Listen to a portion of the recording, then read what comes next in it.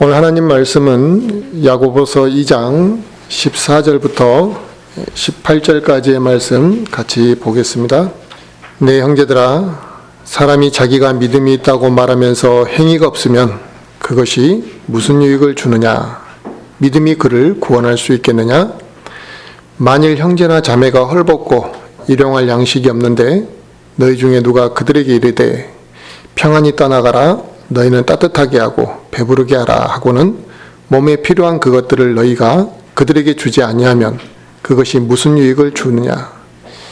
이와 같이 믿음도 행위가 없으면 그것만으로는 죽은 것이니라. 참으로 어떤 사람은 이르되 너는 믿음이 있고 나는 행위가 있으니 내 행위가 없는 내 믿음을 내게 보이라. 나는 내 행위로 내 믿음을 내게 보이리라 하느니라. 아멘. 네, 오늘 하나님 말씀 주제는 행함이 없는 죽은 믿음이라는 주제로 말씀을 전하려고 합니다. 네, 어떤 사람이 이제 하나님의 말씀을 듣고 내가 죄인이구나 이걸 인정하고 난 이후에 예수 그리스도를 영접하고 나서 자기가 이제 교회를 나오기 시작했다. 이게 이제 그 구원받은 그리스도인의 하나의 이제 모습인데요. 자신이 이제 말씀을 듣고 죄인임을 깨닫고 또 예수님을 영접하고 나서 이제 교회를 나오기 시작하고 하나님을 내가 이제 경배를 드리기 시작한다면 반드시 그 사람의 생활 가운데 또 그 사람의 무엇인가 삶 가운데 변화가 나타나기 마련입니다. 그 변화의 폭이 클 수도 있고 또 변화의 폭이 작을 수도 있지만 이 변화의 폭이 크든 작든 간에 성령님께서 그 사람 안에서 역사를 하시게 되면 그 사람의 믿음을 통해서 각 사람마다 내적인 변화가 일어나기 마련이라는 것입니다. 그래서 이 내적인 변화가 우리 안에서 먼저 나타나고 그 내적인 변화를 통해서 외적인 변화가 이제 나타나게 되는 것입니다. 그래서 어떤 사람은 이제 구원받고 난 이후에 예수님을 믿기 전에 행했던 그 악한 행실을 벗어버리고 변화된 이 모습, 말과 언행부터 달라지는 경우들도 있습니다. 또 어떤 사람은 예수 그리스도를 믿기 전에 자기가 그렇게 즐거워하고 추구하던 쾌락을 예수님을 영접하고 난 이후에 그게 부끄럽게 여겨지기 시작하더라는 거죠. 그래서 더 이상 내가 수치스러운 행동에 머물 수 없다. 또 내가 쾌락을 이제 멀리하는 이러한 그 판단을 하고 행동을 하는 것을 볼 수 있습니다. 이처럼 구원받기 전에는 내가 아무렇지 않게 생각했던 것들, 또 구원받기 전에는 또 그게 나에게는 기쁨이 되었던 것들이 예수님을 알고 난 이후에 무엇인가 거부감이 들더라는 거죠. 그 전에는 아무렇지 않았던 것이 예수님을 믿고 나니까 거부감이 생기고, 또 예전에는 작은 잘못 앞에서도 내가 그럴 수 있다, 또 큰 잘못 아니면 그러려니 하고 넘어갔는데 이제는 작은 잘못 앞에서 마음의 찔림을 얻게 되고 또 거부감을 느끼게 되는, 또 하나님에 대한 두려움이 내 안에서 생기게 되는, 이게 이제 구원받은 그리스도인에게서 생기는 내적인 변화, 이렇게 말할 수가 있습니다. 이처럼 그리스도인은 자신이 죄를 용서받고 또 성령님이 내 안에서 역사하셨다라는 그 역사함을 알고 또 구원에 대한 확신을 갖게 되면 그 구원받은 것에 대한 증거가 나타나게 되는 것입니다. 그런데 문제는 예수 그리스도를 믿는다고 이야기하고 또 꾸준히 교회도 출석하고 있고 또 예수님의 가르침에 적당히 순종하는 척도 하고, 그런데 문제는 예수님을 닮아갈 마음은 없는 경우, 이런 경우가 이제 아주 골치 아픈 상황이라 이거죠. 왜 예수님을 믿는다고 고백하고 교회도 꾸준히 출석하고 또 하나님의 말씀에 자기가 반응하는 것처럼도 말을 하는데 예수님을 닮아가지는 못하는 것인가? 또 예수님을 닮아가는데 그렇게 그 닮아가는 부분은 관심이 없다. 왜 이런 현상이 나타나겠습니까? 그것은 자신이 받은 그 구원보다도 세상에서 무엇인가를 더 소중하게 여기기 때문에 나타나는 현상입니다. 아니면 흔히 말한 대로 구원을 안 받았는데 자기가 구원받은 것으로 착각하고 있는 경우라고 할 수 있겠죠. 그러나 구원을 받았다고 한다면 변화가 나타나지 않을 수는 사실은 없습니다. 세상을 너무나 구원받은 사람이라 할지라도 세상을 너무나 사랑해버리게 되면 그 사람에게서 변화는 나타나지 않는 경우들도 있습니다. 세상을 너무 사랑하면. 물론 그들 중에서 구원 간증도 하고 또 침례도 받고 주일이면 교회에 나와서 예배도 드리고 봉사도 하는 사람들도 있을 것입니다. 그런데 진정으로 낮아지는 마음, 이 겸손한 마음으로 하나님께 나오는 것이 아니라 그냥 의무감에 나오는 경우들도 있고 또 자기 만족을 찾아서 나오는 경우들도 있습니다. 또 혹은 무엇인가 내가 마음의 의지처로 삼고 교회를 나오는 사람들도 있습니다. 이런 경우들을 보면 그들의 삶에 추구하는 방향이 교회 나오는 것 빼고는 세상에 믿지 않는 사람들과 전혀 다르지 않는 것을 봅니다. 그러니까 추구하는 방향이 세상 사람들하고 똑같더라는 거죠. 오직 일주일에 한 번 교회 나오는 것, 그걸 좀 철두철미하게 지키는 것 외에는 믿지 않는 사람과 무엇이 다르냐 이거죠. 구원받았고 또 입으로 자기가 예수님을 믿는다고 시인하는 또 하나님의 말씀 그렇게 살아가면서도 뭐냐면 기도하지 않는 그리스도인들이 매우 많습니다. 또 말씀을 당연히 읽지도 않고 또 듣는 것을 게을리하는 사람들도 많습니다. 심지어 구원받았다고 하면서도 예배 참석하는 것을 강하게 거부하는 사람들도 있습니다. 이게 아주 아이러니하고 좀 심각한 상태죠. 그렇다면 오늘 이 말씀에서 하고자 하는 것은 그겁니다. 자기가 그렇게 구원을 받았다고 이야기하면서 기도도 하지 않냐고 예배를 드리는 것도 소홀히 하고 그렇게 살면서 그 사람이 과연 무엇을 믿음의 행실로 내놓을 것이냐 이겁니다. 그리스도인들 중에 하나님에 대한 사랑이 식어버려서 이 경배를 드리는 것조차도 힘들어하고 게을리하면서 살아갑니다. 그러면 그 사람이 하나님을 섬기고 경배 드리는 것은 힘들어하지만 세상에서 먹고 사는 것은 어떻게 하느냐 하면 또 세상에서 먹고 사는 것은 열심히 한다 이거예요. 결국에는 하나님을 섬기는 것은 열정이 식어서 게을리하지만 세상의 즐거움은 추구하고 세상과 타협하면서 적당히 살아가고 있다는 것입니다. 이런 그리스도인의 그 합당하지 못한 행실을 우리는 어떻게 판단해야 되는 것인가? 또 내가 그렇게 살아가고 있다면 나의 구원에 대한 그 구원 간증뿐만 아니라 내가 하나님을 섬기면서 살아온 그런 많은 간증들이 어떻게 되겠는가를 생각해 봐야 됩니다. 심지어 이 세상에 믿지 않는 사람들도 교회 다니는 사람들을 보면 어떻게 생각합니까? 교회 다니는 사람이 무엇인가 좀 그리스도인답지 못하다 생각하면 비웃잖아요. 손가락질합니다. 그러므로 우리가 그리스도인답지 못하다는 건 그러면 그리스도인다운 삶을 살지 않으면서 내가 무엇인가 간증으로 아름답게 포장하는 것은 그 간증이 아무리 대단하다 할지라도 행실로 입증되지 않는다면 그 사람의 간증을 신뢰할 수가 없는 것입니다. 결국 그런 사람의 간증은 아무리 아름다운 간증을 할지라도 하나님께 영광을 돌려드리는 간증이 되지 못한다는 것이죠. 그래서 성경은 말뿐이고 행함으로 보여주지 못하는 믿음에 대해서 오늘 뭐라고 말씀하셨냐면 죽은 믿음이라 이렇게 말씀하셨습니다. 이 죽은 믿음이라는 것은 무익하다 이 말이에요. 그리고 공허한 믿음, 그리고 아무것도 할 수 없는 그 열매를 맺을 수도 없고 반응하지 못하는 그런 믿음을 말하는 거죠. 그런데 자신이 예수 그리스도를 믿고 난 이후에 구원에 대한 소중함을 느끼고 또 하늘나라에서 우리가 영원히 살게 될 영원한 생명에 대한 그 의미와 가치를 알고 예수님이 또 다시 오실 것을 우리가 믿고 또 하늘나라에 대한 소망을 품고 살아가는 것이 그게 너무나 자기에게 행복하게 느껴진다면 내가 알고 있는 이 복음, 내가 알고 있는 이 하나님의 말씀에 대해서 자기 혼자만 알고 있는 것이 안타깝게 느껴질 수밖에 없는 것이죠. 그래서 내가 알고 있는 이 소식을 누군가에게 좀 전해주고 싶고 들려주고 싶은 마음이 생기기 때문에 누가 꼭 시켜서 전도하는 것이 아니라 내 안에서 이미 그 그리스도를 증거하고자 하는 마음이 나타나고 또 내가 들은 성경의 말씀을 누군가에게 나눠주고자 하는 마음이 우리 안에 자연스럽게 생기는 것입니다. 이게 바로 내 안에서 생기는, 구원받은 그리스도인에게서 생기는 내적인 변화의 일부분입니다.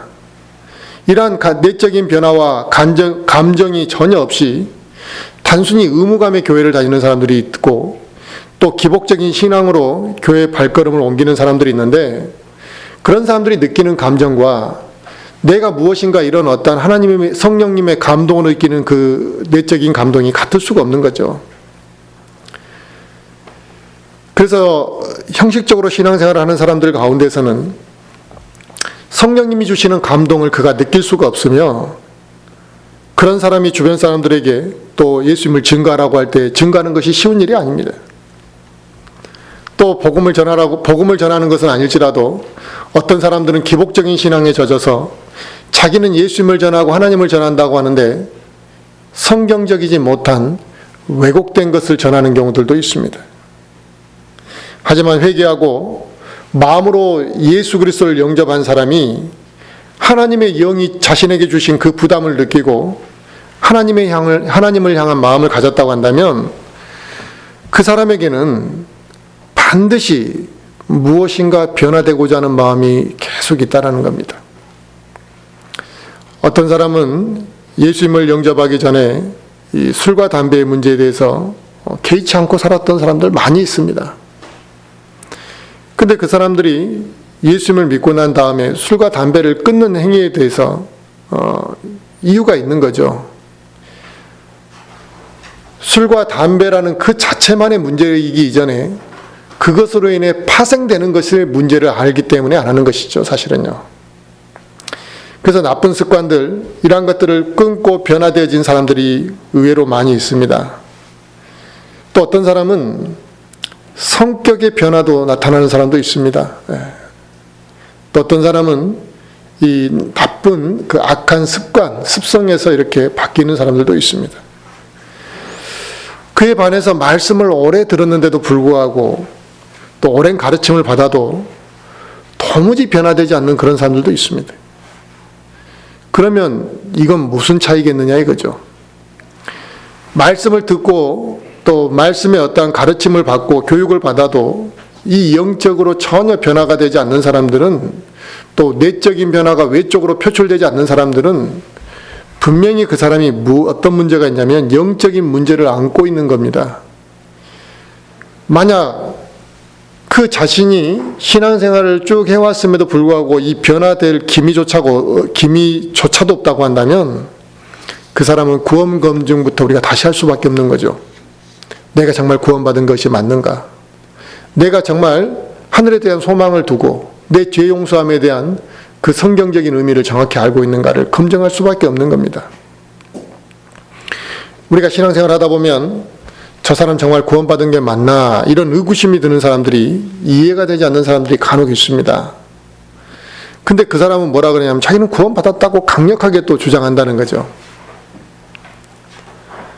그러면 그 사람을, 자기는 구원을 받았다고 강력하게 주장하는데 그를 보는 사람들은 저 사람 정말 구원받은 게 맞는가라는 왜 의구심을 갖겠느냐 이거죠. 그런 사람들은 그 영적 상태의 믿음의 자세가 죽은 믿음의 상태로 있기 때문에 그런 현상이 나타나는 겁니다. 결국 그의 믿음이 죽어 있기 때문에 자신은 구원을 받았다고 강력하게 말하고 이야기하지만 그 구원에 대한 의심을 받는다는 거죠. 그런데 문제는 이런 죽음의 믿음의 소유자들이 자신의 영적 생활이 바르지 못한 점을 고쳐서 좀 뭔가 성장하려고 하는 것이 아니라, 그 사람들의 대부분의 그 자세가 뭐냐면 나는 그래도 구원받았으니까 지옥은 안 간다, 여기에 안주한다는 것입니다. 이런 믿음 없는 자신의 영적 모습을 괴로워하거나 이런 자신의 영적인 모습을 무엇인가 회개하는 것이 아니라 합리화한다는 것이죠. 그래서 육신적인 삶에서 내가 벗어나야 되겠다, 내가 여기서 무엇인가 변화되어야 된다, 이러한 결단을 내리지 않는다는 것입니다. 하지만 오늘 말씀은 그런 믿음이 없고 죽어있는 믿음을 두고 하나님께서 지금 질책하시는 것입니다.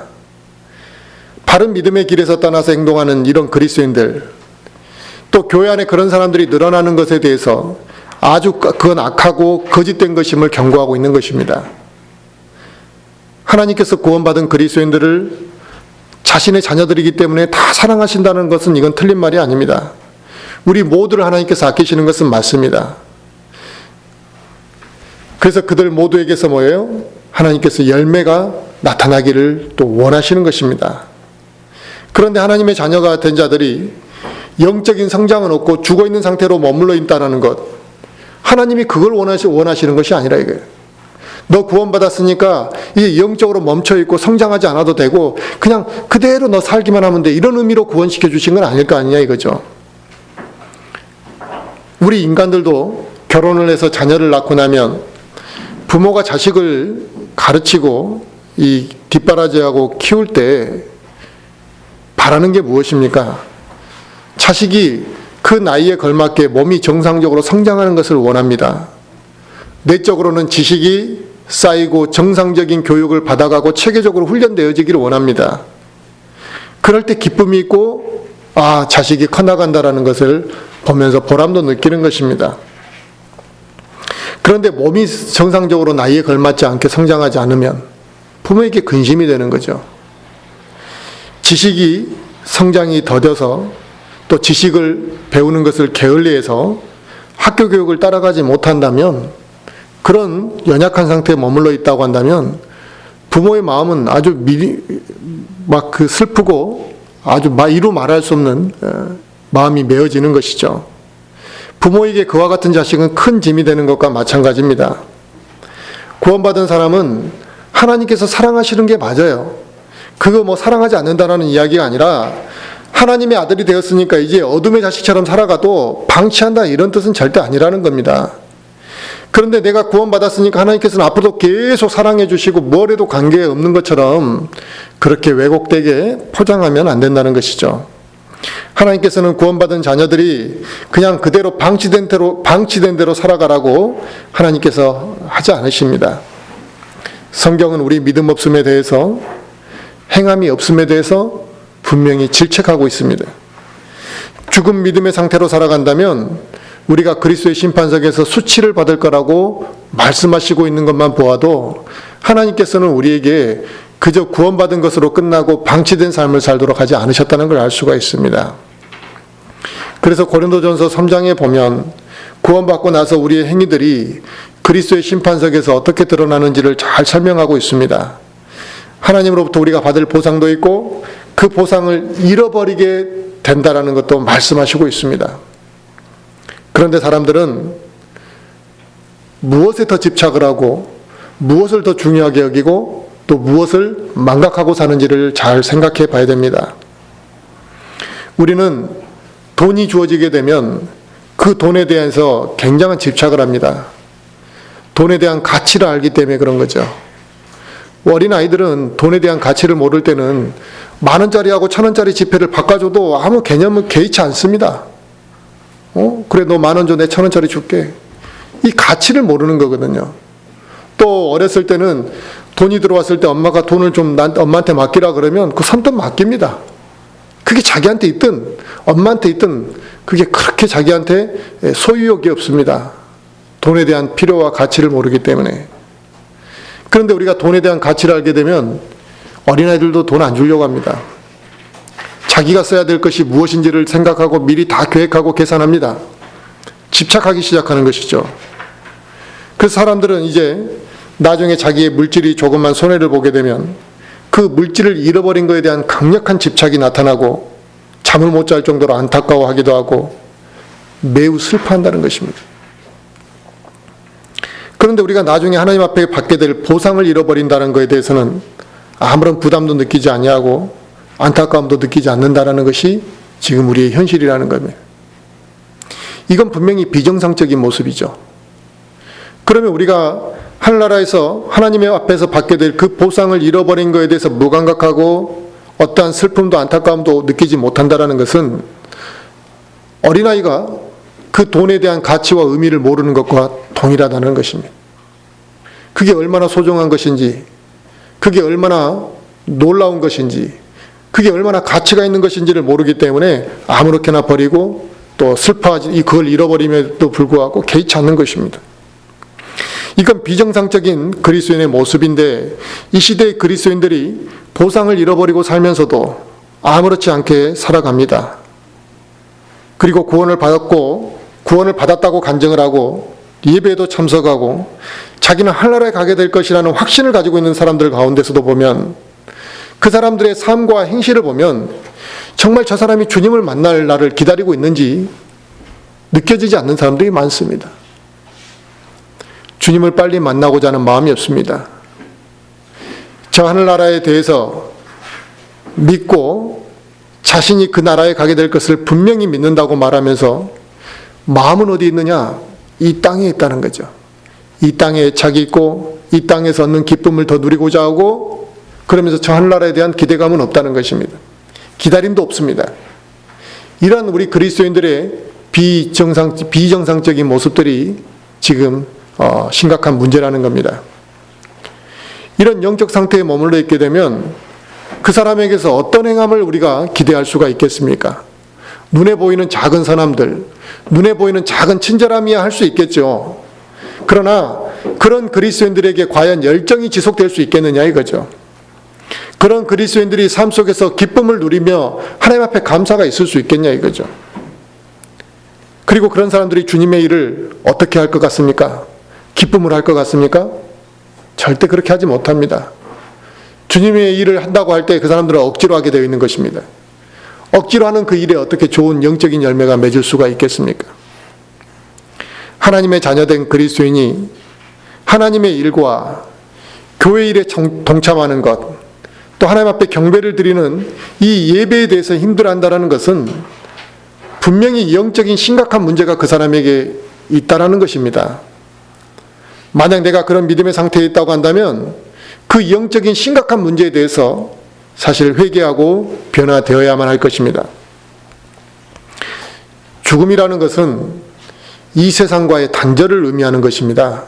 다시 돌아올 수가 없습니다. 그 죽어버린 사람한테 아무리 소리 지르고 말한다고 해서 소통이 되는 게 아닙니다. 그 죽음이라는 것은 더 이상 활동을 할 수 없는 상태, 이 세상과의 단절이 되었다는 것을 의미합니다. 그러면 죽은 믿음이라는 것은 뭘 말하는 거겠습니까? 하나님과의 영적인 교제가 단절되어 버렸다는 걸 말하는 겁니다. 그리고 믿음의 활동과 영적 성장이 멈춰버렸다는 것입니다. 아무것도 할 수 없는 그런 상태를 지금 말하는 것입니다. 그런데 이 죽은 믿음에 대해서 그냥 뭐 그런가 보다 이렇게 생각하고, 자기가 지금 죽어있는 믿음의 상태인데도 그런 별로 감각이 없이 살아가는 그런 안타까운 모습들을 보게 된다는 겁니다. 야고보서 2장 26절에 뭐라 그랬습니까? 영이 없는 몸이 죽은 것 같이 행위 없는 믿음도 죽었느니라 그랬습니다. 아멘. 믿음 이후에 행위가 없다면 그건 죽은 믿음이라는 것입니다.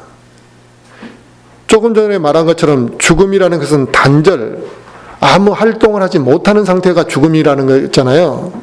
그래서 행위가 없는 믿음, 그가 믿었다고 하는데 무엇인가 반응이 없고 무엇인가 열매가 없는 그 믿음, 이게 죽은 믿음이라는 것이죠.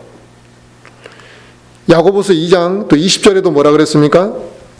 그러나 오 허무한 사람아, 행위 없는 믿음이 죽은 것인 줄 내가 알고자 하느냐 그랬습니다. 정상적인 영적 생활을 하고 믿음이 바르게 성장을 한다면 반드시 행위는 수반되게 되어 있습니다. 그런데 행위가 수반되지 않는다면 그것은 어디서부턴가 잘못되어진 부분이 있다라는 것입니다. 나는 하나님을 믿어요. 예수님의 보혈로 죄사함 받은 것도 믿습니다. 근데 입으로는 믿는다는 말, 그러면 다 끝나는 게 아니라는 거예요. 왜냐하면 하나님이 있다고 믿는 그 믿음은 마귀도 그렇게 믿는다는 것입니다. 불신자들, 구원받지 않은 사람들 중에서 하나님 믿는 사람들이 있습니다. 즉 예수 그리스도를 믿는 사람이 하나님의 존재를 인정하는 것, 그것만이 믿음의 전부가 아니라는 것입니다.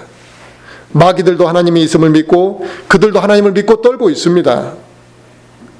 물론 우리의 죄가 용서되고 하늘나라를 들어가는 그 조건이 반드시 행위로 들어가는 것은 아닙니다.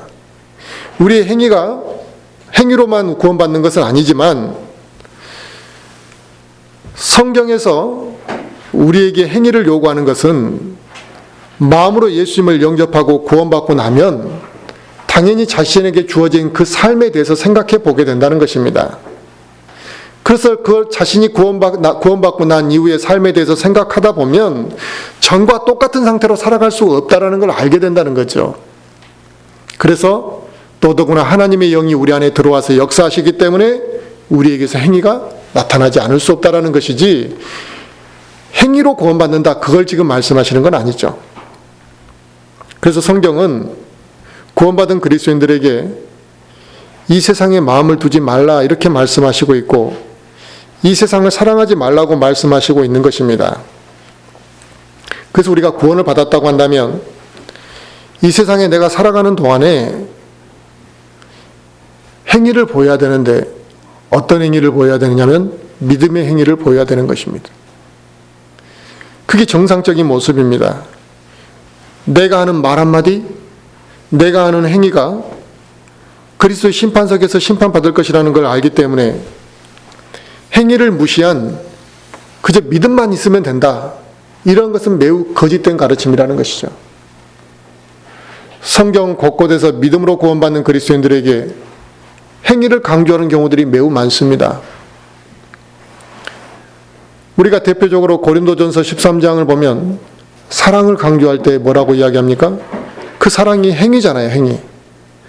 천사의 언어를 할지라도, 그러니까 내가 천사의 말을 하는 수준에 이를지라도 사랑이 없으면 무슨 의미가 있겠느냐 이거죠. 성경의 지식이 많고 산을 옮길 만한 믿음이 있다 할지라도 내가 사랑이 없다면 아무 소용이 없다라고 이야기하더라는 거죠. 또 베드로도 베드로전서 2장 15절에서 그렇게 말합니다. 너희가 잘 행함으로 어리석은 자들의 무식한 말을 좀 잠잠하게 하라고 말하고 있습니다.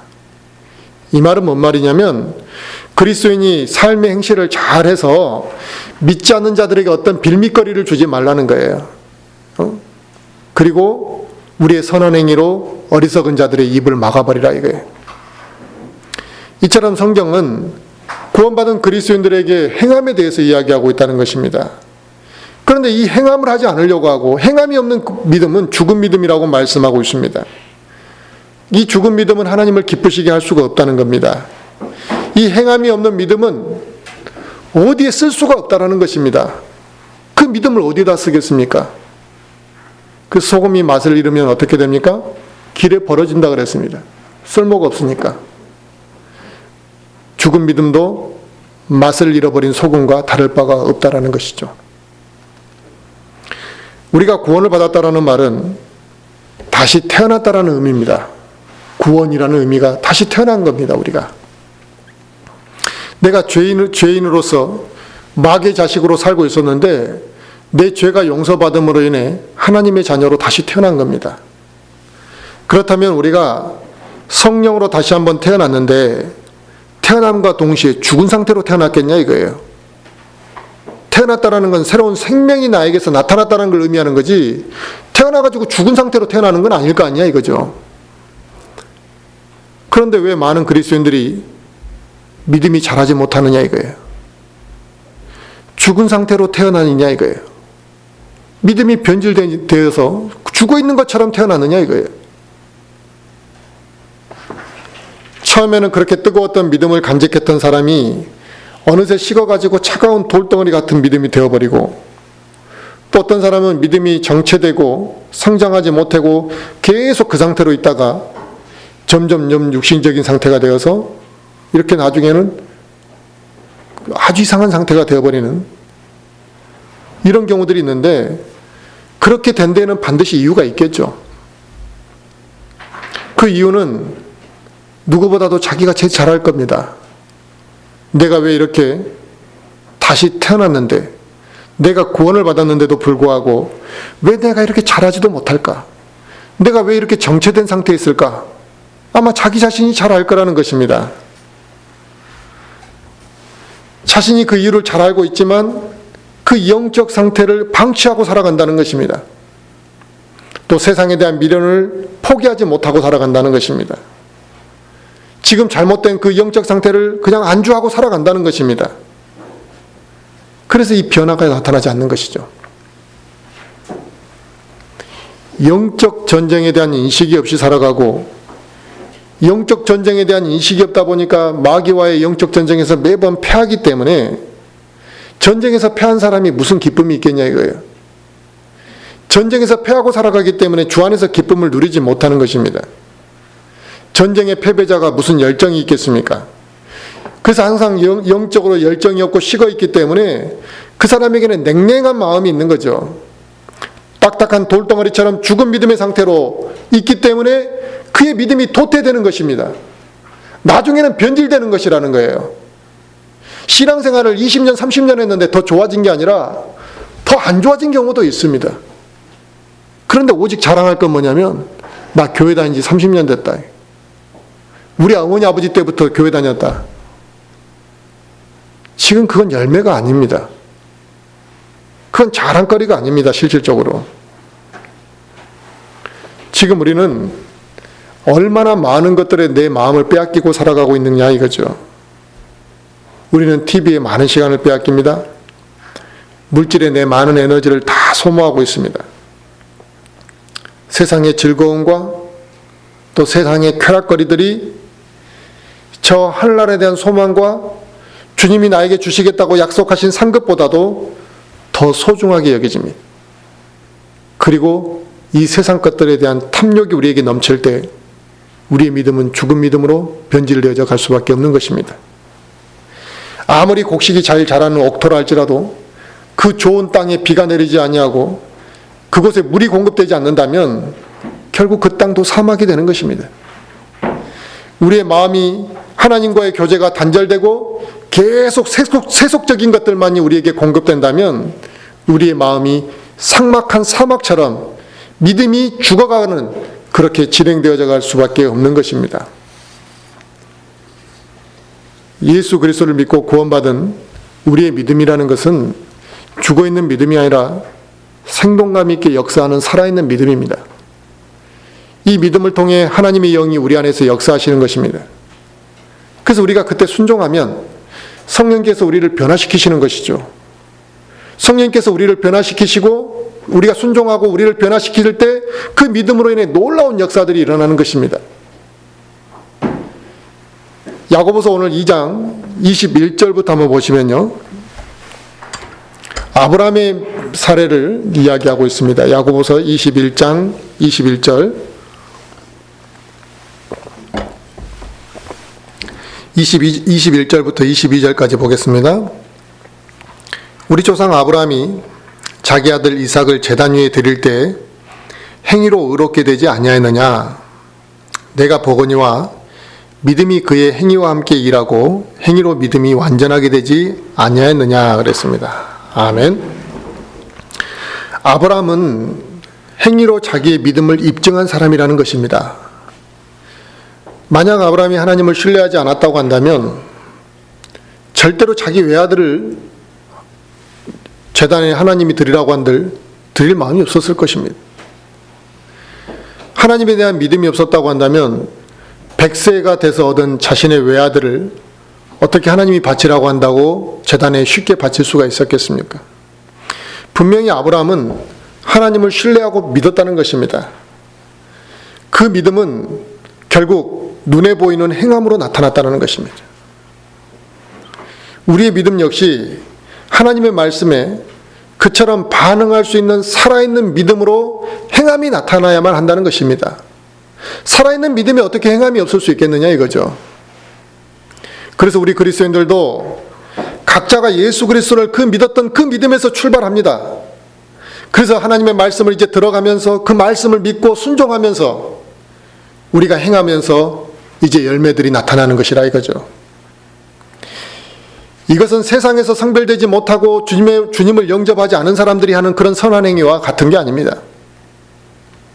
우리는 저 하늘나라에 가게 될 것을 믿고 살아가는 사람들입니다. 하늘나라에 대한 소망이 있다는 것이죠. 소망이라는 게 뭡니까? 그냥 주면 감사하고 안 주면 어쩔 수 없고 이게 아니라 간절히 바라는 것입니다. 그날이 오기만을 바라는 것입니다. 부활을 믿고 예수님께서 성경에서 말씀하시는 그대로 다시 오실 것을 우리는 믿고 기다리고 있습니다. 그렇다면 우리는 주님이 말씀하시는 것에 귀를 기울이고 관심을 가져야겠죠. 우리 각자에게 주어진 인생의 시간들이 있습니다. 이 시간들을 과연 우리는 어떻게 행함의 열매들을 맺을 것인지를 고민하는 그리스도인들이 되어야 하는 것이거든요. 성경은 단순히 교회에 출석하는 그리스도인들을 원하는 게 아닙니다. 그런데 많은 사람들이 그게 전부인 줄 알고 교회 열심히 하면 그게 하나님이 원하시는 것인 줄 알고 있습니다.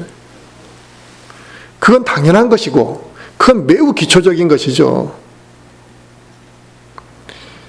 하나님께서 원하시는 것은 행동하는 그리스도인, 그 행동을 통해서 열매를 맺는 그리스도인을 원하시는 것입니다. 우리가 말씀을 들었으면 그 말씀을 들었으니까 그 말씀이 우리를 변화시키는 역사가 내 안에서 일어나야 하는 것입니다. 그 변화가 우리 성도들 각 사람 안에서 나타나지가 않는다고 한다면 우리 교회는 아무리 많은 숫자가 모인다 할지라도 그건 강건한 교회라고 말할 수가 없다는 것입니다. 그런 열매가 없는 교회를 어떻게 아름다운 교회라고 말할 수 있겠느냐 이겁니다. 우리는 한 해 한 해를 더 살아갈수록 영적으로 더 성숙해야 되고 또 삶의 연륜이 또 쌓여서 우리 안에서 그 믿음의 행위들이 자연스럽게 표출되어야 하는 것이죠. 시간이 흐르면 흐를수록 삶의 연륜과 영적인 성숙이 결합되어서 우리 안에서 나타나는 그 행위들이 매우 아름답게 사실은 나타나야만 했던 것이라 이겁니다. 어떤 사람은 영적인 것을 많이 배웠는데 연륜이 쌓이지 않았다 이거예요. 이런 부조화가 일어날 수 있겠죠. 또 반대로 인생의 연륜을 쌓였는데 성경 지식이 없다면 세상에서 무엇인가 좀 인정받는 방식을 추구하고 밸런스가 맞지 않는 영적 생활을 할 수도 있겠죠. 우리는 작년보다 올해 더 영적으로 성숙했을 것이고 또 작년보다 올해 삶에 더 많은 것들을 깨닫고 느꼈을 것이라. 이게 우리가 이제 복합이 되어서 내가 과연 어떻게 그리스도인으로서의 행함들을 할 것인가를 우리는 판단하고 조심스럽게 행동하는 것입니다. 그래서 우리의 믿음의 지식들과 또 하나님께서 우리에게 환경을 통해서 가르치신 많은 경우들을 통해서 우리가 이제 연단의 시간들을 가지게 되고 또 우리가 변화되어지고 또 그로 인해 아름다운 간증들이 우리의 삶 속에서 계속 넘쳐나야만 한다는 것이죠. 저 우리 모든 성도들 중에서 정말 내가 인생을 하나님께서 나와 함께 하셨고 내가 그 함께 하신 하나님 앞에 이와 같은 것들로 영광 돌리고 또 많은 사람들 앞에 하나님이 나와 함께 하신 것들을 고백할 수밖에 없던 그런 간증들이 얼마나 있느냐, 또 그런 것들이 우리 안에서 얼마나 넘쳐나느냐가 중요한 것입니다. 저 우리 모든 성도들이 행함이 있는 그 영적 생활이 지속되어지길 바라고 우리 모두가 각 사람이 아브라함과 같은 하나님 앞에 인정받는 그 행함의 열매들이 있기를 간절히 바랍니다.